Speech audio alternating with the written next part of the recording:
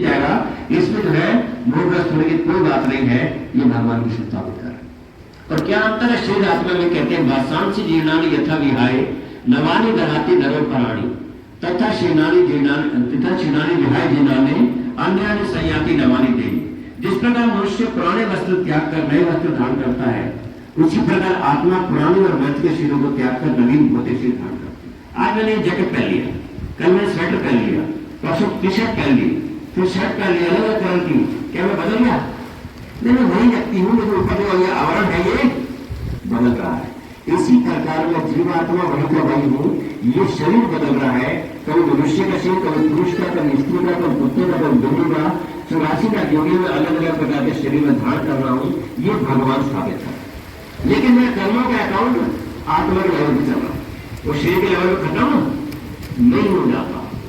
व्यक्ति जो है शरीर छोड़ता है, मृत्यु होती है, शरीर संसार काल में जला दिया जाता है, लेकिन अकाउंट खत्म नहीं हो गया, कर्मों का अकाउंट चलता रहता है। साथ में आकर है, लेकिन यहाँ से करेक्टर मैं बता देता हूँ। वह भगवान बता रहे हैं पंच तत्व के बारे में। उन्होंने आपको अनुलोक हम मन बुद्धि अहंकार में भिन्ना प्रकृति है। भगवान ने पंच महाभूत मैंने दिए। पंच महाभूत कौन से? कौन से? पांच। पृथ्वी, अग्नि, वायु, जल और आकाश को गए भगवान विष्णु का मैं दिया पूरी शक्ति से। ये जो हमारा शरीर बना ना, इन्हीं पांच तत्वों का बना। ये बिल्डिंग बनी है, इन्हीं पांच तत्वों की बनी। जो कुछ हम देख पा रहे हैं, छू पा रहे हैं, इन्हीं पांच तत्वों से बना सब कुछ। लेकिन अंदर कुछ काम कर रहा है, यहाँ दिमाग में कुछ है अंदर। इसका कुछ होता है हार्डवेयर, एक सॉफ्टवेयर अंदर काम करता है। Microsoft Word, Excel, PowerPoint, उससे हम काम कर पाते हैं। वो नहीं होगा तो कंप्यूटर काम नहीं करेगा। इसी प्रकार अंदर काम करने के लिए चेतना है, जो तीन चीजों से बनी है, मन, बुद्धि और अहंकार, माइंड, इंटेलिजेंस एंड ईगो। तो भगवान का ये तीन मैं दे रहा हूं। तो ये आठ तत्व किसने दिए हमारे को? भगवान ने दिए। किसको? हम सब जीवों को। ये आठ तत्व भगवान कृष्ण के मैं पता था। हम थैंक यू करना चाहिए भगवान का। हम जो है किसी छोटे पेन जो हम आते हैं बैंक में थोड़ा लिखने के लिए 2 रुपए लिखते हैं, 2 रुपए का पेन होता है, 3 बार थैंक यू बोलते हैं, थैंक यू आपने पेन दी, थैंक यू। तो भगवान ने तो हमारे को सब कुछ दे दिए। ये स्थूल शरीर, अंदर सूक्ष्म शरीर भगवान के लिए दे दिए। तो ये जो है बहुत विस्तार से दूसरे अध्याय में भगवान जो है गीता के बारे में इसमें बताते हैं कि आत्मा जो है ये अमर है, नष्ट नहीं होती। ये शरीर जो है ये नष्ट है। आत्मा अजर, अमर, अविनाशी, कोई नष्ट होने वाली नहीं है। तो हम क्या है? हम जीवात्मा कभी नष्ट नहीं होंगे। इसलिए कोई बदलना नहीं चाहता, इसलिए कोई बुरा नहीं होना चाहता। आत्मा में बुरी नहीं होती, कभी बीमार नहीं होना चाहता। मुझे आत्मा बीमार नहीं होती। बीमार कौन हो रहा है, बुरा कौन हो रहा है, नष्ट कौन हो रहा है, मर कौन हो रहा है? शरीर मर रहा है। पंच महाभूत तो अर्थ नहीं मिल रहा है, इस साइकिल चल रहा है। फिर तीसरे श्लोक में भगवान ने ये बताया, फिर भगवान कुछ थोड़ा निष्काम सकाम विस्तार से नहीं, थोड़ा सा ओवरऑल लिखा है आपको पढ़ने में ऊंची आए। तीसरे अध्याय का शीर्षक क्या है? तीसरे अध्याय का शीर्षक है कर्म योग। तो भगवान ने आत्मा के बारे में बता दिया, अब कर्म के बारे में बता रहे हैं। बहुत महत्वपूर्ण विषय कर्म का। तो भगवान सकाम कर्म बता रहे हैं, विकर्म बता रहे हैं, अकर्म बता रहे हैं। तीसरे अध्याय सकाम कर्म होता है अपनी इच्छा की पूर्ति के लिए मैं कर्म कर रहा हूं, कोई शास्त्र के अनुसार।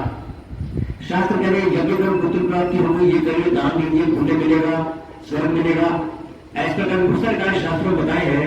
गरीबों को खाना खिलाओ, कंबल बांटो, मेहनत करो, चिड़ियों को दाना डालो, बहुत सारी चीजें है सकाम कर्म है। फिर विकर्म। विकर्म वो कर्म है जो शास्त्र से उल्टी है। शास्त्र कह रहे मत करो पर हम कर रहे। 4 जो है चीजें बताई है। नशा किसी प्रकार का नहीं, जुआ नहीं, मांसाहार नहीं, अवैध संबंध। ये शास्त्र मना कर रहे करने के लिए, पर मैं करूं तो ये विकर्म हो गया। तो सकाम कर्म का फल जो पुण्य के रूप में प्राप्त होता है, मेरे को बाद में सुख की प्राप्ति होगी, स्वर्ग की प्राप्ति होगी। पाप कर्म विकर्म का फल मेरे को पाप के रूप में प्राप्त होता है, दुख की प्राप्ति होगी, नरकों की प्राप्ति होगी, निंदी होने की प्राप्ति होगी। ये उसके आगे वाले समय में आने में मेरे को परिणाम प्राप्त होगी। अभी प्राप्त हो, अगले जन्म में, कई जन्म के बाद ये जो है अकाउंट जो है वो लंबा है, चल रहा है। इससे हेरफेरी बिल्कुल नहीं है, पर अकाउंट में लंबा है। तो आत्मा के नाम पे, और आत्मा शाश्वत है, अजर है, अविनाशी, अमर है, अकाउंट चल रहा है। तो तीसरे अध्याय कर्म योग में भगवान कह रहे कर्म की गति बड़ी बारीक है, बड़ी महान है, इसे वो गति नहीं पाता, लेकिन वो समझना बड़ा मुश्किल है। इतना आसान नहीं है। तो हम कर्म करने में गड़बड़ कर जाते हैं, फिर हम दोष देते हैं कि भगवान हमारे साथ बुरा क्यों हो रहा है, मैं तो बड़ा अच्छा व्यक्ति हूं, मेरा बुरा क्यों हो रहा है। किसी अच्छे से बुरा नहीं हो रहा, अच्छे से अच्छा हो रहा है, बुरे से बुरा हो रहा है, हमारे कर्म का अकाउंट मिल रहा है, लेकिन रोक रोक पुराना है। हम निकाल सकते हैं उसको, लेकिन वो है हमारा रहेगा, उसका फल हमारे को भोगना पड़ेगा। ये वो तीसरा है। तो चौथा अध्याय क्या है? चौथा अध्याय दिव्य ज्ञान। तो दिव्य ज्ञान में भगवान जो है थोड़ा अकर्म के बारे में बता रहे कि ऐसा कर्म जो हम करें तो सही पर हमारे अकाउंट में जमा हो। जिस प्रकार कोई सैनिक है, फौजी है, उसकी जो है पाकिस्तान से लड़ाई हुई, पाकिस्तान बॉर्डर में उसकी ड्यूटी लग गई, उसने गन निकाली और पाकिस्तान ने 10 सैनिकों को मार दिया, उसको फांसी मिलेगी या नहीं मिलेगी? नहीं मिलेगी। क्या मिलेगा? परम चक्र मिलेगा, सम्मान मिलेगा। वो सैनिक अपने घर गया, छुट्टियां हो गई, लड़ाई खत्म हो गई, पड़ोसी से लड़ाई हो गई, उसकी वो गन निकाली, पड़ोसी को मार दिया, वहां 10 को मारा था, 1 को मारा है, सजा मिलेगी या परम चक्र मिलेगा? क्यों? वहां 10 को मारा या 1 को मारा, वही गन थी, है नहीं? ड्यूटी नहीं कर रहा, वहां सरकार के आदेश से मारा, अपनी इच्छा से नहीं मारा। तो इसी प्रकार जो है, जो कार्य हम करते हैं भगवान के आदेश से, वो कार्य जो है अकर्म, उसमें कर्म फल नहीं लगता। अब अर्जुन बहुत बुद्धिमान है जो प्रश्न पूछ रहे हैं भगवान कृष्ण से। क्यों? क्योंकि अगर वो युद्ध करेगा, उनको समझ में आगे युद्ध करूंगा तो कर्म फल बन जाएगा, भूतों को मारना होगा युद्ध में। आप गैर से मत प्रणाम मत करिए, सबसे प्राथमिक भाव में प्रणाम करने के लिए रास्ता बंद कर दीजिए, कोई नहीं आएगा यहाँ पे। वक्ता श्रोता में तो कोई नहीं पास करना चाहिए, इसलिए सबसे कहते हैं आगे बढ़ जाइए, बाद में पीछे बैठ जाए, बाद में लास्ट में प्रणाम कर लें।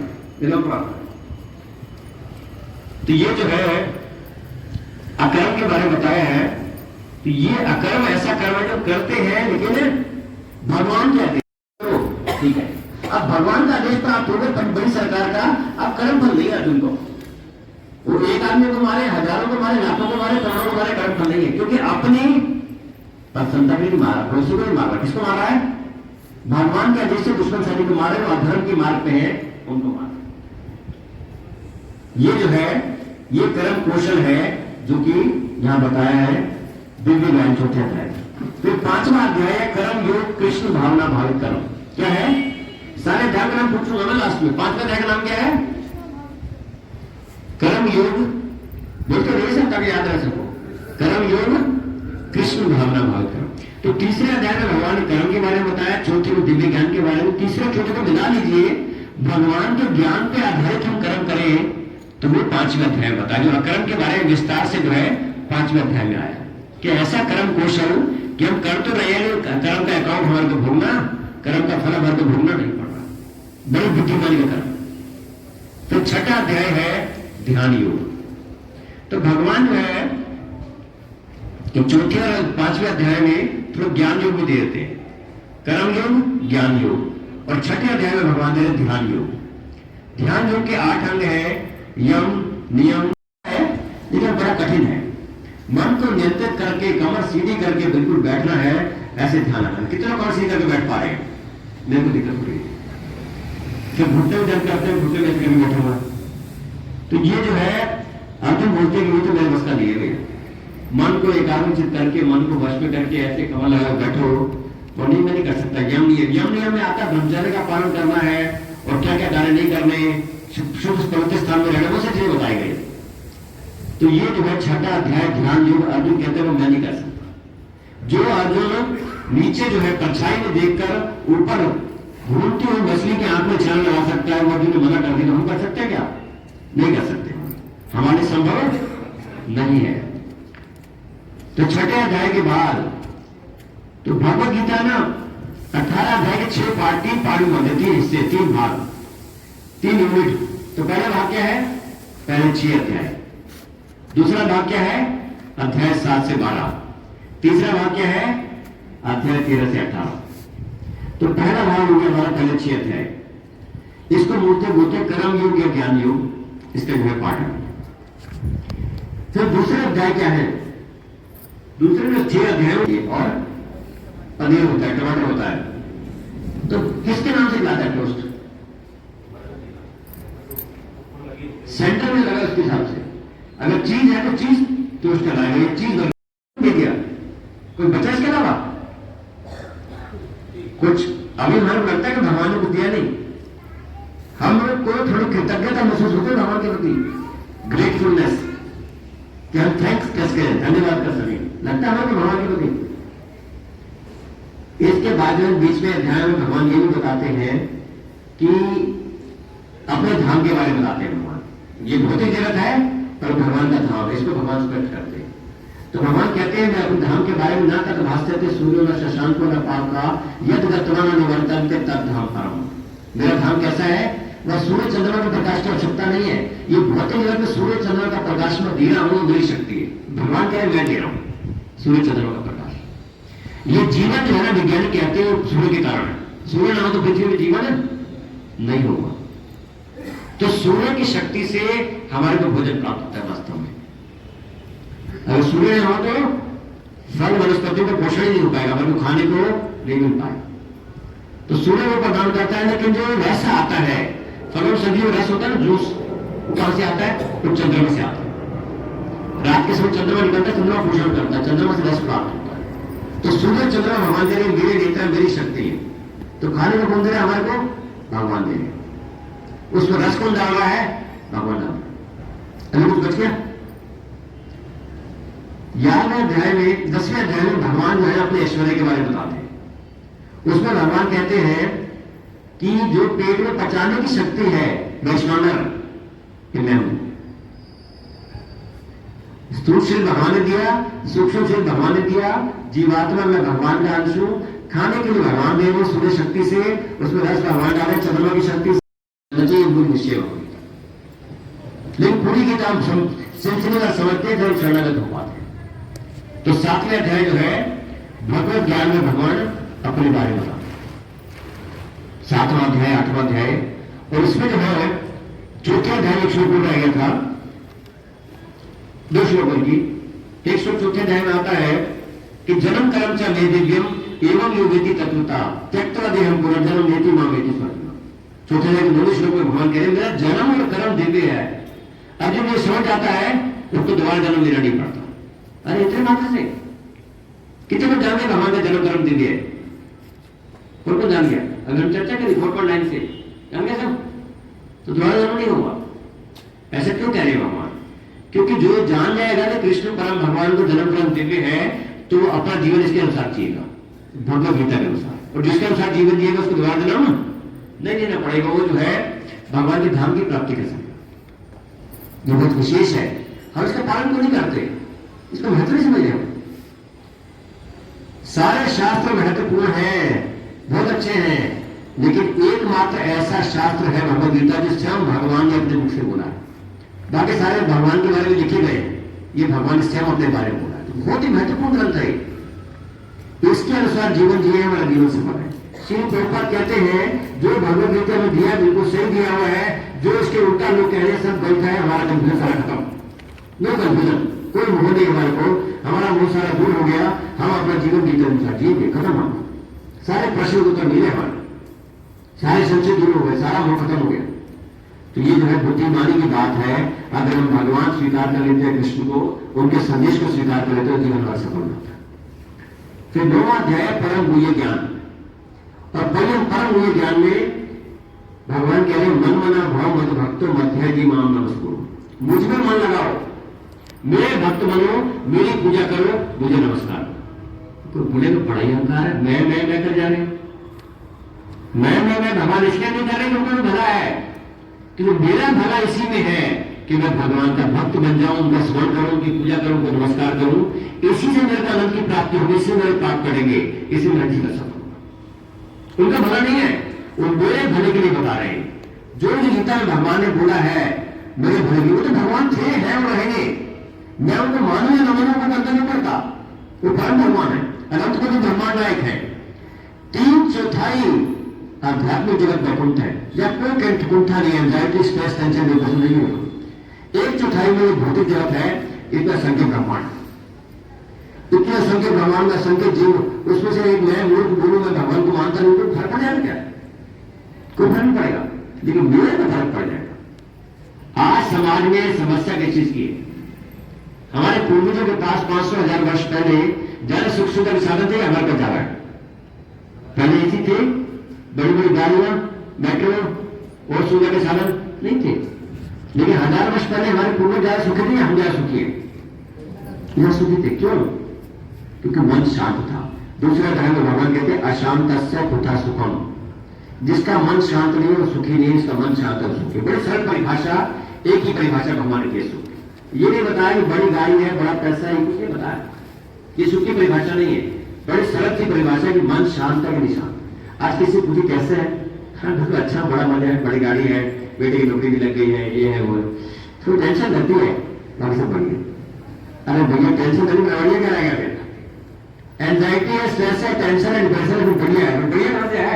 क्या बढ़िया रहेगा? कुछ बढ़िया नहीं रहेगा। ये केवल मन का भ्रम है कि कुछ बढ़िया रहेगा।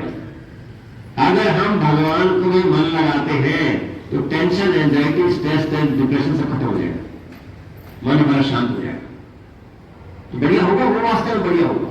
तो भगवान हमारे भले के लिए कह रहे हैं मन मना भव मत भक्तो मत है, ये मन रखो। केवल श्लोक की ये लाइन भगवान 2 बार बोली है, एक 9वें अध्याय में, फिर 18वें अध्याय में लास्ट में। किसी को रिपीट क्यों करते हैं हम, दोहराते क्यों किसी बात को? महत्वपूर्ण बात होती है। तो भगवान कृष्ण को दोहराया नहीं गीता में, एक एक शब्द, एक एक अक्षर, हर चीज समझाइए अलग अलग, लेकिन ये एक लाइन भगवान ने 2 बार बोली है। 9वें अध्याय के 34वें श्लोक में, 18वें अध्याय के 65वें श्लोक में, मन मना भव मत भक्तो मत है, ये नाम दूसरे अलग अलग परिणाम भूल गई है। तो भगवान ये आदेश दे रहे हैं हमारे को, मुझ में मन लगाओ। मन को जो चिंता है, तनाव है, बड़े बड़े लोगों को है। हमें लगता है पैसा बहुत हो जाएगा तो नहीं रहेगी, जैसा वास्तव में जो है, चाहे वो एलन मस्क है, चाहे बिल गेट्स है, बहुत पैसे वाले हैं, एक बड़े तनाव में, तनावपूर्ण जीवन है, सुखी नहीं, आनंद में नहीं है। तो अगर हमारे को आनंद चाहिए तो भगवान में मन लगाना पड़ेगा। भजा हुए मन श्री नंदन नंदन, अब एक शरण केवल आनंद कंद, आनंद प्रदान कर सकते हैं, मन में शांति प्रदान कर सकते हैं, ये कर सकते हैं, कोई नहीं कर सकता। यह इनका नाम कर सकता है भगवान, और भगवान के नाम में कोई अंतर नहीं है। तो भगवान अपना नाम लेने के लिए कह रहे हैं। फिर मैं रिपीट करूंगा, अपने भगवत में करे, अपने अहंकारवश में करे, हमारा भगवान इसलिए इसलिए बता रहे हैं। भगवत गीता मैंने बहुत बार आया है, लेकिन वास्तविकता ये तो भगवान को बताना पड़ रहा है कि मेरे शरीर में मैंने दिया, सूक्ष्म में मैंने दिया, सूक्ष्म में मैंने दिया है, मैं जीवात्मा को मेरे अंश हो, खाने को मैं दे रहा हूं, पीने को मैं दे रहा हूं, पचाने की शक्ति मैं दे रहा हूं, तो दे रहे हैं वास्तव में। जल भी मैं भगवान के लिए मैं हूं। 10वें अध्याय भगवान ने भूल बताया, 10वें अध्याय का शीर्षक है श्री भगवान का ऐश्वर्य। भगवान अपने ऐश्वर्य के बता रहे। सूर्य चंद्रमा मेरे नेत्र है, जल का स्वाद मैं हूं, नदियों में गंगा हूं, वैष्णव में शंभु हूं, अलग अलग प्रकार से भगवान का। तो किसी में कुछ विशेष बात दिखती है हमारे को, तो उसमें भगवान की कृपा है।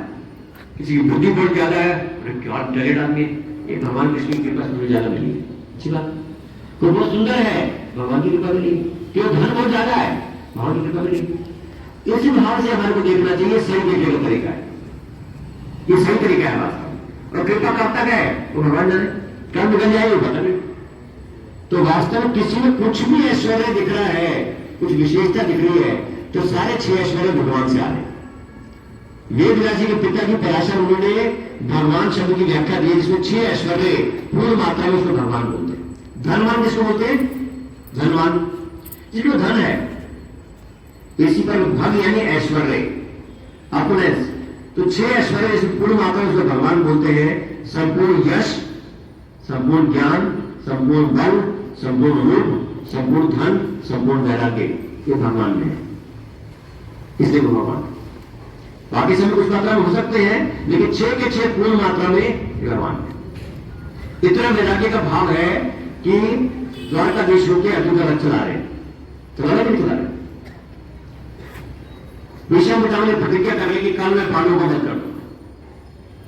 भगवान कृष्ण है ना, शाम को बिक्री में चले गए, लोग तो चलो चलो पहलू करो, बच्चों जाकर प्रणाम करो विषम पितामह, और प्रणाम करेंगे तो आशीर्वाद देंगे, सुभागत ही होगा, पर पहलू हटाना नहीं। लेकिन द्रौपदी चलती जा रही थी, चप्पल की आवाज आ रही है, बोले विषम पितामह बहुत बुद्धिमान है, सब चप्पल की आवाज पहचान है, उतारो चप्पल, उतारी द्रौपदी ने, भगवान ने अपनी बहन में दबा ली, उसको नहीं दी, तो तुम जाओ प्रणाम करो। द्रौपदी ने प्रणाम किया और विषम पितामह आशीर्वाद दिया, सुभाग्यवती हो। फिर वो पल्लू हटाया, वो द्रौपदी तुरंत समझ गए गड़बड़ है। तो द्रौपदी को कैसे पता लगा? तो जरूर कृष्ण को मालूम, कृष्ण कहाँ है? और बाहर खड़े हैं चप्पल लेके। ये है भगवान, ये वैराग्य का भाव है। एक भक्त के चप्पल एक उन्होंने, एक भक्त के साथी बन गए हैं, ये है परम भगवान, ये है प्रेम का भाव। कितने भी जो है वृंदावन में जाइए, ब्रज में जाइए, गोवर्धन में जाइए, कितना भक्तों से प्रेम का आदान प्रदान किया। लीला संज्ञा है कि कहां क्या लीला हुई है। कोई भगवान अपनी भगवत्ता नहीं दिखा रहे, प्रेम का आदान प्रदान कर रहे, ये वास्तव हमसे चाह रहे हैं भगवान। लेकिन हम जो है ना अपना मन कहां लगा रहे हैं, यदि प्रेम भगवान नहीं लगाते, ये मूर्खता है हमारी, ये दूर करने के लिए भगवान आए। तो 10वें अध्याय में भगवान ने जो है अपने ऐश्वर्य के बारे में बताया है। और 11वां अध्याय है विराट रूप। भगवान ने अपना विराट रूप दिखाया। कई बार लोग बोलते हैं इस्कॉन वाले ना कृष्ण भक्ति करते हैं, बोले देवी देवता में भक्ति को नहीं करते, सब तो बराबर है, एक ही बात है। जब भगवान श्री कृष्ण ने अपना विराट रूप दिखाया 11वें अध्याय में जो आ रहा है, तो सारे देवी देवता उसमें हैं। उनके विराट रूप में ब्रह्मा जी भी हैं, शिव जी भी हैं, विष्णु भी हैं, इंद्र भी हैं, वरुण में सारे देवी देवता का पढ़ लीजिए 10वें अध्याय 11वें अध्याय में। इसका मतलब क्या है कि सभी भगवान कृष्ण के अंश हैं। जब हम भगवान कृष्ण की भक्ति करते हैं, सबकी भक्ति उसमें हो जाती है। इसको दो ढंग से बताया श्रीमद् भागवतम में नारद जी कह रहे हैं, यथा तरो मूल विशेष निजन, जिस प्रकार पेड़ के जड़ में जल डालने से सारा पेड़ हरा भरा हो जाता है, हर टहनी, हर पत्ते, हर फूल, हर फल में जल पहुंच जाता है, इसी प्रकार भगवान की भक्ति करने सभी देवी देवताओं की सबकी भक्ति हो जाती है। एकमात्र एक करने से प्राप्त। ये दूसरा उदाहरण दिए, हम भोजन डालते पेट में डालते हैं, हाथ पर ऐसे भोजन दे सकते हैं। हाथ बोले मैं तो पेट में डालूंगा नहीं, मैं तो खुद खाऊंगा। पैर बोले मैं खुद खाऊंगा, पेट में डालूंगा नहीं। तो हाथ में कमजोर पड़ जाएगा, पैर में कमजोर पड़ जाएगा, तो पेट में भोजन नहीं जाएगा। तो पेट में भोजन जाता है तो सबको है पूरी शिव शक्ति प्राप्त होती है। इसी प्रकार में भगवान को प्रसन्न कर लो, पूरी सृष्टि प्रसन्न हो जाए। पहले हम जो है चर्चा प्रसंग ले चुके हैं, जब दुर्वासा मुनि अपने 10 शिष्यों के पास साथ दुर्योधन के पास गए। दुर्योधन बड़ी सेवा करके जानता है, दुर्वासा मुनि जल्दी गुस्से करते हैं, जल्दी प्रसन्न होते हैं, शाप भी दे देते हैं, बदाम भी दे देते हैं। बड़ी सेवा करने के बाद दुर्वासा मुनि प्रसन्न बोले क्या चाहिए बताओ, हम जा रहे हैं, क्या चाहिए। आप कोई बुद्धिमान व्यक्ति हो, अच्छी खोपड़ी वाला, तो अपने भले का कुछ मांग लेगा, उनकी खोपड़ी वाला दूसरे का बड़ा चाहता है। एक बार युधिष्ठिर को बताता हूँ कि जैसे आपने मेरे पे कृपा करेंगे, मेरे भाई युधिष्ठिर ने कृपा करिए, वो ठीक है, तो जा रहे हैं, बड़ी अच्छी बात है, इस समय जाते अच्छा रहे, टाइम को लागे, ठीक है, चले गए। अब उस समय जो मैंने बताया दुर्योधन टाइम, उस समय पहुंच गए। अब उस समय क्या हुआ कि वहां पे पांडवों में से अक्षय पात्र था, सूर्य देव ने प्रकट दिया था उनको। अक्षय पात्र से जितना भोजन प्राप्त करो मिल जाएगा दिन में एक बार, जब तक द्रौपदी ने खाया नहीं। जब द्रौपदी ने खा लिया उसको अक्षय पात्र एक दाना भी देगा नहीं, आप बताओ। अब ऐसे समय भेजा कि द्रौपदी खाना खा बैठी है, तब दुर्वासा को 10 शिशु में पहुंचे, दुर्योधन टाइम बताया था। और सबने प्रणाम के बड़े प्रसन्न के साधु संत घर पे आए हैं और बोले स्नान करके आते पास में नदी में, अब व्यवस्था करी खाने की। अब महल में तो आसान है, सारी सुविधाएं है, नौकर चाकर है, और वन में तो बड़ा मुश्किल काम है, चाहे व्यवस्था कर 10 विशिष्टों के साथ व्यवस्था करना। तो क्या किया भगवान ने, आपका समस्या है तो क्या करेगा, तुरंत हृदय से भगवान कृष्ण को पुकारा। भगवान द्वारका में है, द्वारकाधीश है, वहां से अस्त्रों के वन में आ रहे तुरंत प्रकट में। बताओ क्या समस्या है। नहीं, ये नहीं पूछा उन्होंने, क्या पूछते हैं, तो रोटी खाने की कुछ है, पहले प्रणाम वगैरह हो, कह रहे रोटी खाने की कुछ है, तो ये तो समस्या खाने के लिए कुछ नहीं है, बोले लेके आओ, बोले कुछ भी नहीं, बोले लेके आओ, पात्र लेके आओ। अब पात्र लेके आए, पतीला वगैरह होता है ना, हमारा कुकर होता है, तो उसमें दाना लगा हुआ है, सबने डाल दिया, फिर कच्ची निकालने में दाना बचा हुआ उसमें। भगवान ने वो दाना ले लिया, भगवान खाने का भी क्या नहीं, लेकिन पांडव जो है ना भगवान की प्रिय भक्त है, प्रेम का भाव है, तो उनके प्रेम के कारण भगवान ने वो दाना ग्रहण कर लिया। और चूंकि उसमें प्रेम का भाव मिला तो भगवान तृप्त हो गए दाना खा के, और जो से डका लिया भगवान। अब भगवान तृप्त हो गए तो पूरी सृष्टि तृप्त हो गई, कोई बचा नहीं तृप्त होने के लिए। ये वास्तव में मूल मंत्र है जो हमारे को समझना पड़ेगा, जो कलयुग में लोग समझते नहीं, जो शास्त्र हमारे को बता रहे हैं बार बार। तो तृप्त हो गए और उधर सारे 10 ऋषियों को सबको डका रहे, फिर पेट में भर गया। फिर भगवान ने बीत को जब लग अब भूल तो गदा कर दे, तो गए वहां पे इशारा कर रहे हैं दूर से नदी से, आ जाओ आ जाओ। अब वो दुर्वासा निकल के बड़ा गलत हो जाएगा, निश्चय सारी व्यवस्था कर ली, क्या बोलेगा, मैं तो बोल के आया था व्यवस्था करो, अब मेरे से खाया नहीं जाएगा, ये दाना कितने लोग डका ला रहे हैं, मैं जाता तुम लोग खा लो। सब ऐसे कर लेंगे, सारे 10 ऋषि नदी में दूसरे से निकल के भाग गए। ये है भगवान कृष्ण, कुछ राजनीति नहीं है। एक दाने से तृप्त हो गए, प्रेम भाव चाहिए वास्तव। तो मेरे को केवल इतना ही करना है कि भगवान से प्रेम करना। 11वां अध्याय विराट रूप। फिर 12वां अध्याय का शीर्षक है भक्ति योग। क्या शीर्षक है? सब ध्यान सुन लेना अध्याय के नाम, टेस्ट होने वाला बाद में। तो भक्ति योग में जो है अर्जुन भगवान से प्रश्न पूछ रहे। दूसरे अध्याय में पहले शुरू में एक श्लोक 2 श्लोक अर्जुन ने बोले कुछ प्रश्न पूछने के लिए, उसको स्पष्ट करने के लिए। तो यहां पे पूछ रहे हैं कि साकार की भक्ति श्रेष्ठ है निराकार की। बहुत से लोग तो नास्ते का भक्ति विधि करते नहीं है। अब भक्ति करें तो मूल प्रश्न आता किसकी करें, भगवान साकार है या निराकार है? तो यहां पे जो 12वें अध्याय में पढ़िए, भगवान स्पष्ट करते हैं कि साकार की भक्ति श्रेष्ठ है। अर्जुन तो ठीक कर रहे। निराकार पर ध्यान लगाना देहधारी को संभव नहीं, बड़ा कठिन कार्य है। तो निराकार की भक्ति बहुत कठिन है, ये भगवान स्थापित करते हैं। साकार की भक्ति बड़ी सरल है, तो साकार की भक्ति करनी चाहिए। अब भगवान कृष्ण साकार है निराकार है? साकार है। बहुत सुंदर उनको 2 बुझाएगा, उसमें बांसुरी भी है, उनका कैसा वर्ण है, श्याम सुंदर वर्ण है, कैसे टेढ़े खड़े गणे त्रिभंग रूप में टांग टेढ़ कर रखी है, पूरा वर्णन शास्त्रों में ना। शिव जी कैसे लगते हैं, पूरा शास्त्रों में वर्णन है। ये तो कहां से वर्णन होता है? साकार नहीं होता, इनका आकार नहीं होता, वर्ण कैसे होता वास्तव? हो सकता था क्या? ये कल्पना नहीं है, वर्ण दिया हुआ है, ये वास्तविकता है। तो भगवान का आकार है, तो उसमें वर्ण ध्यान लगाने का सामने भगवान। हरे कृष्ण। तो 13वें अध्याय का शीर्षक है प्रकृति पुरुष और चेतना। भगवान, परमात्मा, मैं जीवात्मा, हमारा संबंध, इस सब के बारे में बताएंगे। भौतिक प्रकृति कैसे काम करती है, सत्वगुण रजोगुण तमोगुण प्रकृति, इस सब के बारे में बताया। तो ये है प्रकृति पुरुष होता, थोड़ा गुण है लेकिन बहुत भगवान निचोड़ इसमें आता है। बस 5 मिनट हो लेंगे, मैं समझ लगाएंगे। 14वां अध्याय क्या है? ज्ञान आ रहा है? 14वां अध्याय का शीर्षक है प्रकृति के 3 गुण। 3 गुण कौन से प्रकृति के? सत्वगुण, रजोगुण और तमोगुण। तो हम सब इनसे प्रभावित है, सत्वगुण रजोगुण। बड़े विस्तार से बताया है। हमारा जो है भोजन भी, हमारे कपड़े भी, रहन सहन सब इनसे प्रभावित है। अरे सत्वगुण भोजन बताया है, जो दूध, दही, सब्जियां, ये क्या है? रजोगुण। और तमोगुण में क्या है? मांसाहार है, नशा है, ये सब तमोगुण आहार है। अब सत्वगुण कपड़े मौसम के हिसाब से ढक रहे बढ़िया से। रजोगुण बिल्कुल ऐसे मैं दिखूं, ऐसे बिल्कुल ऐसा करो, सबसे अलग मैं दिखा दूं, बिल्कुल ऐसा रजोगुण। और थोड़ा अंग प्रदर्शन हो जैसा मेरे को देखना रजोगुण। और तमोगुण में अंदर नहीं पक्का कपड़े पहने के नहीं पहने। इसमें म्यूजिक है, सत्वगुण म्यूजिक में जो इंस्ट्रूमेंट है, पुराने वाले म्यूजिक इंस्ट्रूमेंट है, वो संतूर बजता है, मर्दन का ताल बजती है, ये सत्वगुण में आते हैं। रजोगुण में घूमना बैठता जोर से। और तमोगुण में जो है बिल्कुल बर्गर गाने होते हैं, उल्टे सीधे, तमोगुण होते हैं। तो हर चीज प्रभावित होती है। सुबह का समय सत्वगुणी है, दिन का रजोगुणी, रात का तमोगुणी।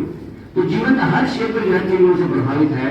तो इससे हम अपने आप को देख सकते हैं, मैं सत्वगुण में हूँ, रजोगुण में, तमोगुण। कैसा भोजन मुझे अच्छा लगता है, कैसे कपड़े पहने अच्छा लगता है, कैसे म्यूजिक अच्छा लगता है, ये सब हम चेक कर सकते हैं।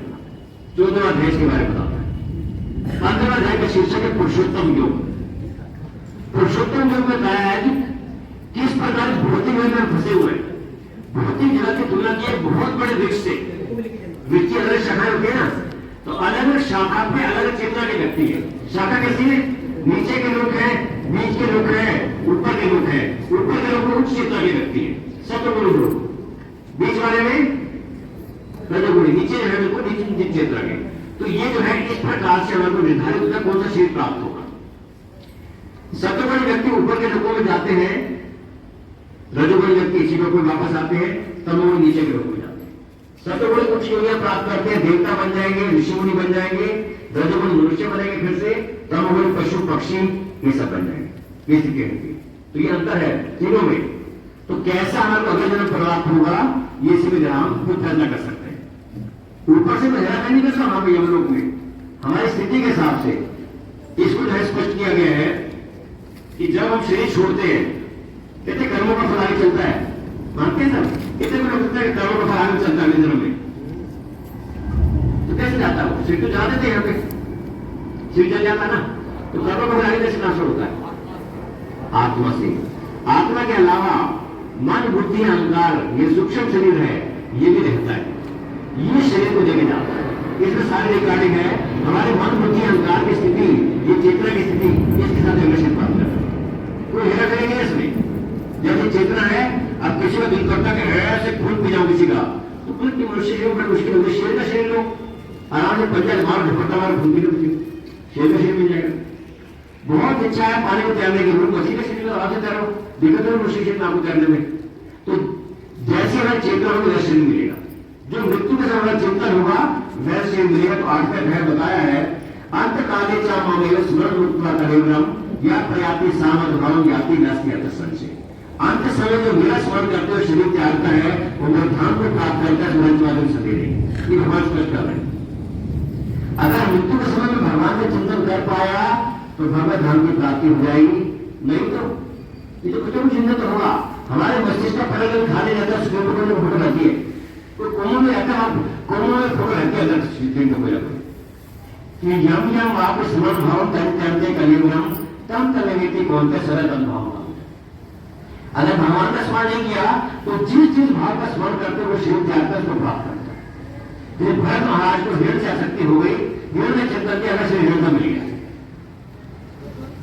इसमें भागवत में 14 साल में कथा आगे राजा पंडित की प्राप्ति। अब अंतर क्या, भगवान के धाम में देवलोक में, भगवान का धाम इस भौतिक जगत से बाहर है, बस जन्म बीमारी बुढ़ापा मृत्यु नहीं है।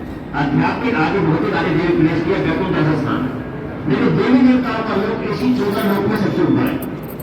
तो देवी देवताओं की भक्ति करके पूजा करके हम इस लोक से बाहर नहीं निकल जाएंगे, ऊपर के लोक तक जा सकते हैं। फिर वहां कर्म रह नहीं सकते, सीने पुण्य मृत्यु लोगों में शक्ति, हमारे पुण्य खत्म हो गए, वापस मृत्यु लोग में वापस। कि अंतर है देवी देवताओं की भक्ति में, भगवान की भक्ति में।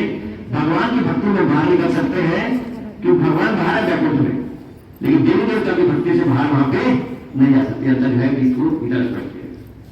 तो 15वें अध्याय में पुरुषोत्तम जो है उसमें जो है इसको बताया है कि किस प्रकार भौतिक काम करता है और कैसे हम निकल सकते हैं, और अंत तक भगवान की भक्ति करके भगवान धाम को प्राप्त करते हैं। ये पुरुषोत्तम योग है। अब उधर से बता दिया भगवान ने पहले से 15वें अध्याय में निकल, हम खत्म हो गए रास्ता।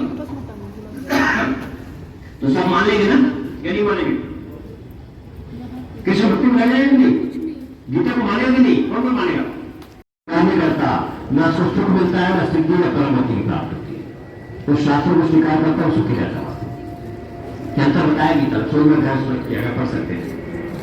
तो 16वें अध्याय देवी ऐसे स्वभाव बहुत बताया किस प्रकार से जो आपसे स्वभाव कैसे सोचते हैं, मैंने इसको नष्ट कर दिया, इसको दबा दिया, इसको ठीक कर दूंगा, इसको सेट कर दूंगा। तो देवी स्वभाव है भगवान में विश्वास करें। तो बहुत विस्तार से ले जा रहे, समय कम है। तो 17वां अध्याय है श्रद्धा के विभाग। तो श्रद्धा जो श्रद्धा की है ना, ये भी सत्वगुणी होती है, रजोगुणी तमोगुणी होती है। जो बुद्धि है सत्वगुणी रजोगुणी तमोगुणी होती है। तो सारी चीजें सत्वगुणी रजोगुणी तमोगुणी प्रभावित है। 17वें अध्याय में सारी श्रद्धा बताइए। सत्वगुणी होती है वो भगवान की भक्ति करेगा, रजोगुणी हो देवी देवता की भक्ति करेगा, तमोगुणी है किसी गुरु बाबा को मान लेगा, या फिर जो है वो क्या देखो लोग शराबी चढ़ाते हैं कि भैरव बाबा शराब चढ़ा रहे हैं, शास्त्र की नहीं है भक्ति, लेकिन तमोगुणी भक्ति। तो सत्वगुण रजोगुण तमोगुण हमारे चेतना को हर स्तर पर प्रभावित करते हैं। ये 17वें अध्याय में विस्तार से हम समझाते हैं। फिर 8वां अध्याय है उसके बाद संन्यास की विधि। तो 8वें अध्याय पूरी गीता का निष्कर्ष फिर से आया है, और उसमें जो है हमको साफ बताया करना क्या दिया, क्या प्रैक्टिकली करना है। तो वहां पे 18वें अध्याय के 65वें विषय को पुनः भगवान कहते हैं, मन मना भाव मत भक्तो मध्याजी मान मास्को। मुझ में मन लगाओ, मेरी पूजा करो, मुझे नमस्कार करो, मेरे चिंतन करो, तो क्या हो जाएगा, मुझे प्राप्त करो, मेरे धाम को प्राप्त करो। इसमें अगले श्लोक में कह रहे हैं कि सर्वधर्मान परित्यज्य माम एकम शरणं व्रजा अहम काम सर्पा प्रभु मोक्षिष्यामि मा शुचः। कि सभी धर्मों का परित्याग करके एकमात्र मेरी शरण में आ जाओ, मैं तुम्हारे सारे पाप नष्ट कर दूंगा। किसी ने ऐसा बोला नहीं, कोई दखल नहीं सकता इसलिए पाप नष्ट, कर्म तो नष्ट होते हमारे, लेकिन भगवान ग्रहण कर दूंगा। क्या करना होगा, मेरी शरण में आ जाओ। यह भगवान भौतिक कृति के अध्याय में बता रहे थे कि देवी ऐसा गुणमय ममाया द्रव्या माँ में वे प्रपंचन की माया में तंत्र मेरे 3 गुण में माया को पार करना बड़ा कठिन है, जो नंगे है, असंभव है, लेकिन मेरे शरण में आता है, मेरे चर्चा से पार कर जाता है। तो हमें तो भगवान विष्णु की शरण ग्रहण करनी पड़ेगी। जैसा हम बोलेंगे हम स्वीकार करें पहले हम क्या भगवान है जो आप कह रहे हैं मैं स्वीकार करता हूँ, जो गीता का संदेश आप दे रहे हैं मैं स्वीकार करता हूँ, मैं इसको पालन करूंगा। हम लोग थोड़ी देर माने खड़े हो, फिर कंटिन्यू प्रयास रहे तो लक्ष्य प्राप्त है। अच्छा लग रहा है गीता का संदेश? हाँ जी, किसके लगता है भगवान के साथ मेरे को प्रेम है? भगवान से प्रेम का संबंध तुम लोग चाहते हैं, करना चाहिए भगवान की सेवा।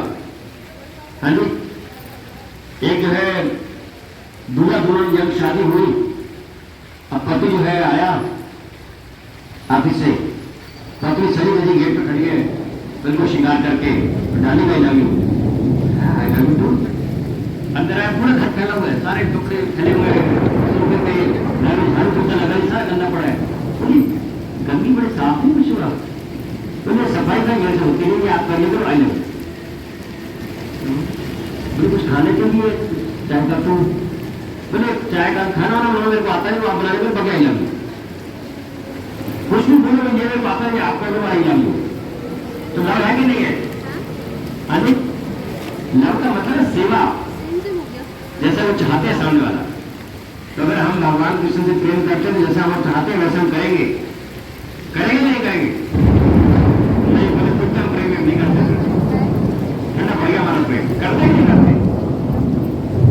अभी भी कोई किसी करते हुए करते प्रेम बनाते हैं,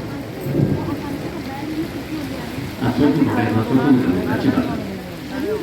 तो अगले श्लोक में भगवान कह रहे हैं कि या इदम कर्मम गुह्यम मद भक्तेश्वर भास्वती भक्ति मई प्राण कृपया नाम विषय संशय। भगवान वास्तव में जगत में आए क्यों है? क्यों दुष्टों का संहार करने के लिए, भक्तों का उद्धार करने के लिए आदि आदि आदि 125 वर्ष रहे। लेकिन आचार्य बताते हैं भगवान ढूंढते आए हैं, हम सबको गीता का संदेश देते। बाबू तो बैकग्राउंड बन रहा था, लेकिन भगवान ने एक प्रॉपर बैकग्राउंड दिया हमारे। अगर भगवान महल में देना चाहे दे सकते हो ना, अर्जुन कृष्ण महल में इकट्ठे होते थे, द्वारका में भी हस्तिनापुर कितना हम इकट्ठे रहे हैं अलग समय पे, वो नहीं है वहां पे। क्यों? क्योंकि हम तो बोल देते अरे ये तो महल में है, राजा लोगों की नहीं है, हमारे थोड़ी है। वो तो आराम से बैठे हैं, तो गाँव के छाने वो कर रहे हैं, हम तो बड़ा काम है। ये भगवान ने कर दिया।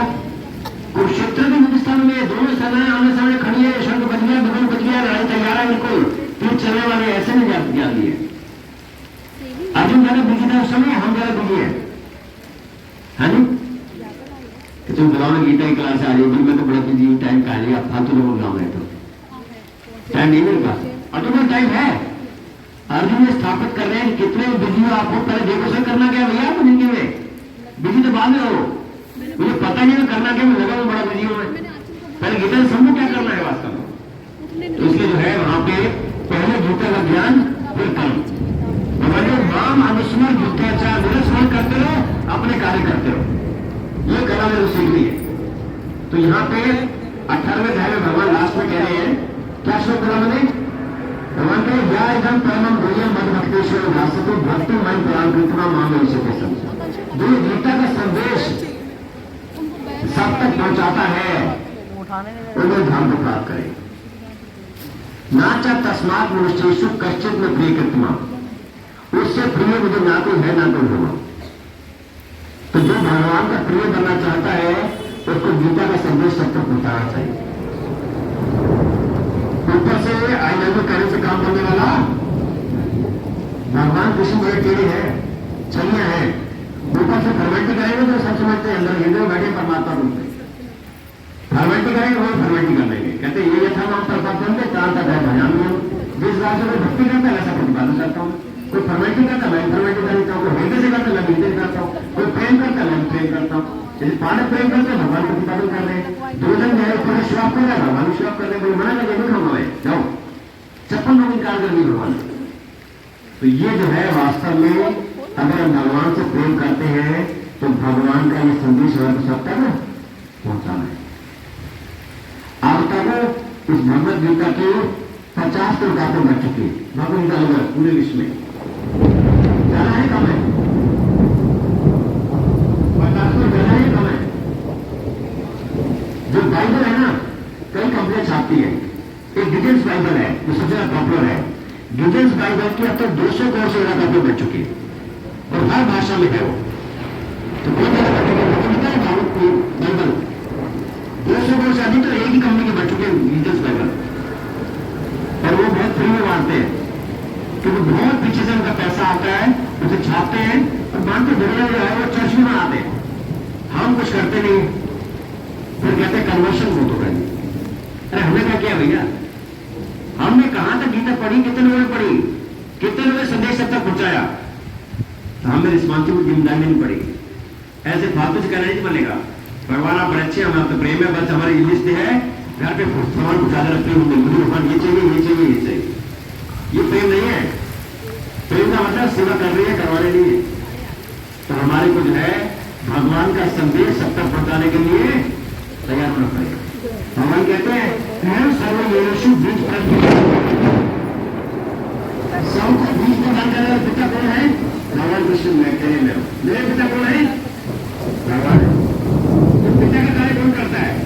अच्छी संतान में पिता का कार्य करते हैं। हमारे पिता का कार्य करना है, पिता का संदेश जो सब तक पहुंचाना है। हम तैयार हैं कि नहीं? कितने भक्तों ने भगवद गीता वितरण का टारगेट लिया है? आप एक तो आज दिखाई सबसे लेना चाहिए वास्तव में विकल्प तो करते हैं, टारगेट नहीं लगाना चाहिए। टारगेट यशोदा मैया भगवान की मैया क्यों, मैं क्यों नहीं हूँ कि यशोदा भैया कृष्ण में टेंशन लेती है, चिंता लेती है, क्या होगा इसका, जंगल में जाएगा खाने के क्या खाएगा, ये तो स्नान कराओ तो बढ़िया कपड़े बनाओ, ये खिलाओ तो वो चिंता कराते हैं। दाल चावल क्यों? प्रेशर होता है, प्रेशर। हमारे से कोई प्रेशर ले रहा है। दो में क्या है? एक हमारे प्रयास और एक भगवान की कृपा। तो हमें पूरे प्रयास करने हैं, टारगेट लेके पूरे प्रयास करने हैं, बाकी भगवान कृपा करेंगे, व्यवस्था करेंगे। अगर हम करेंगे तो भगवान से प्रेम का आदान प्रदान हो जाएगा, फिर बातों में होने वाला नहीं। 230 रुपए की प्रिंटिंग कास्ट है भगवद गीता की। आप सब जो है गीता लेके जाइए, प्रभु गीता में स्टॉक पड़ा हुआ है, कोई पैसे देने की आवश्यकता नहीं है। सब जगह वितरण करिए, लोगों को स्पॉन्सर कराइए, अपने से करिए स्पॉन्सर। जो स्पॉन्सर गीता होंगे वो बहुत जो है प्रचार हो रहा है आदिवासी ऐसे इलाकों में बहुत कन्वर्शन हो रहा है। तो जो भी अगर गीता स्पॉन्सर हो सारी वहां जाएंगे, जो स्पॉन्सर फ्री की है सब वहां जाएंगे। तो लोग पैसा ले नहीं सकते। स्कॉल स्पेशल टीम बनाई है, अलग अलग जगह पे आदिवासी क्षेत्रों में स्कॉल गीता का प्रचार करना ताकि कन्वर्शन हो पाए। और सरकारी स्कूलों में, ओल्ड एज होम में, दोनों में वितरण होता है फ्री। जो गीता स्पॉन्सर होती है आप स्पॉन्सर करिए, अपने दोस्तों को पहुंचाइए, गीता यहाँ से लेके जाइए, आपका स्टाफ रखा हुआ है। आप सबसे विनम्र प्रार्थना है, हाथ जोड़ के प्रार्थना में बेस्ट लगाइए इसमें, फिर देखिए भगवान। सबसे पहले हमारे सेवा लीडर जो तेरा जीवन को लिए राणा सिंह मालिक कितना टारगेट लिए आपने? 101 भगवद गीता। हरिओम। सारा चाहिए भगवान की सेवा लग रहे हैं, बड़ी बात है वो। और किसने टारगेट लिया है? थोड़ा बताइए, क्यों जल्दी हम बताइए किसने किया? कुछ हाथ खड़े होते ना, फिर बताइए किसने। गोपाल मांगरी टोनी 11 भगवद गीता। हरिओम।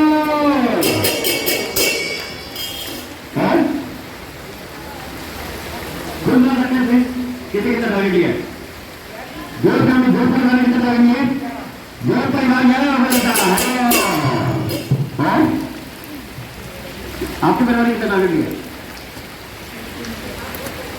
हाँ नहीं, ये नहीं क्यों नहीं? नाथ परिवार ने कितना टारगेट लिया? नहीं लिया। फिर कहते भगवान आई लव यू, प्रेम करते हैं आपसे। टारगेट लीजिए फटाफट, बोलिए कितना टारगेट है? 11 हो गई था। तो नाथ परिवार 11 हो गई था। बताइए बताइए नाम है सोनसाली माता, दोनों माता भी 11 हो गई था। और जल्दी बोलेंगे, समझ लगाए, सबने टारगेट ले रहा है, भगवान को पसंद कर रहे हैं। वही हो आकांक्षा बन रही, आकांक्षा वाले यहाँ आप लोग यहाँ पे कितना रहेगा? हरे कृष्णा, ये मतलब वाले को जी आपका शुभ नाम है कृष्णा, आपका तो नाम ही कृष्णा है। अरे गॉड, हार्दिक बसंत, कितने कितने का टारगेट ले रहे हैं? फर्स्ट टाइम आए, कोई बात नहीं, भगवान तो प्रसन्न हो जाएंगे। फर्स्ट टाइम टारगेट ले लेंगे तो देखिए ऐसा है, आपने टारगेट लिया 11 गीता का, आप 11 गीता ले जाइए, उसका वितरण का प्रयास करिए और बाद में लक्ष्मी जमा करा दीजिए। और नहीं होता टारगेट तो कोई करते हैं, लेकिन कम से कम भगवान प्रसन्न होने का प्रयास कर रहा है। मेरे लिए टारगेट लिया है, इच्छा करें कम से कम भगवान से प्रेम का संबंध होने की इच्छा तो करें कम से कम। हाँ जी, और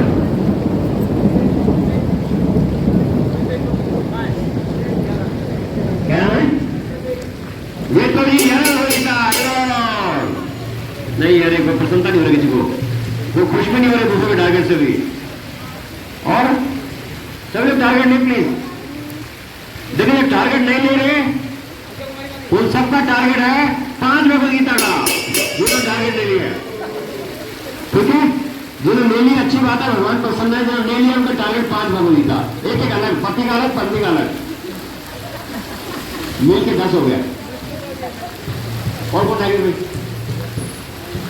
जब सबका नया डाटा ले लीजिए, आप सबको 5 रुपये का टारगेट कर दीजिए, लोग नहीं आए। देखिए आप करके देखिए, जब होगा आपको कृपा की अनुभूति होगी। वास्तव में ये बहुत ही विशेष सेवा है, तुरंत अनुभूति होती है भगवान की कृपा के बाद। तो ये गीता गीला हो रहा है।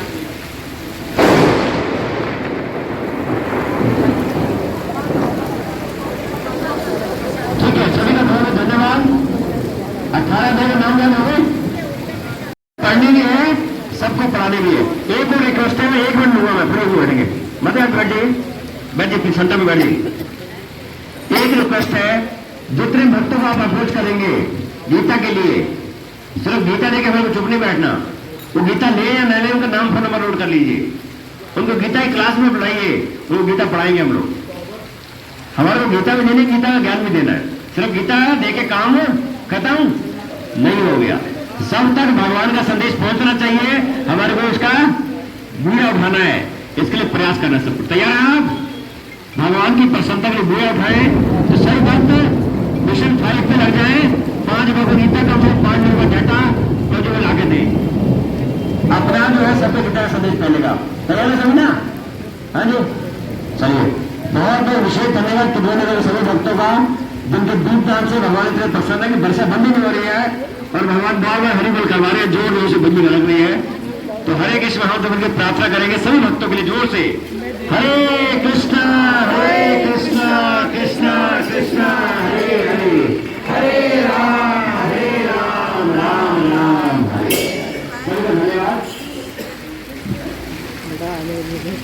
आज दामोदर में वितरण होगा, आज लास्ट डे है, सभी नाम पूर्णिमा है।